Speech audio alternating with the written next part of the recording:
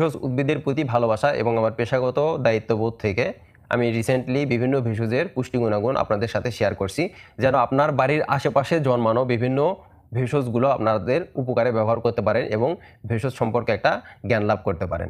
ঠিক তারই ধারাবাহিকতায় আজকে আমি আপনাদের সাথে আফতিমুন দেশি বা এটার সায়েন্টিফিক নাম হচ্ছে স্ফেলেন্থাস অ্যাকমিলা, তো এই ভেষজটির পুষ্টি গুণাগুণ আপনাদের সাথে শেয়ার করব।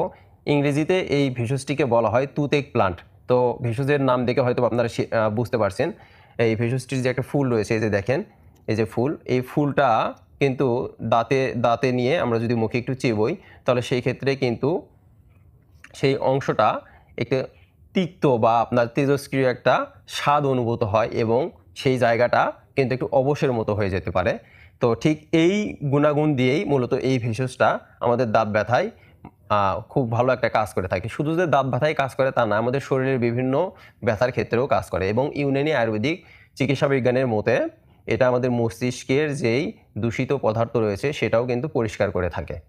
তবে ভেষজটি যেহেতু দ্বিতীয় শ্রেণীতে উষ্ণ এবং শুষ্ক, সেই জন্য অধিক পরিমাণে ভেষজটি খাওয়া যাবে না এবং নিয়মিত দীর্ঘদিন যদি ভেষজটি খাওয়া হয় তাহলে সেই ক্ষেত্রে কিন্তু ফুসফুসের জন্য ক্ষতি করতে পারে।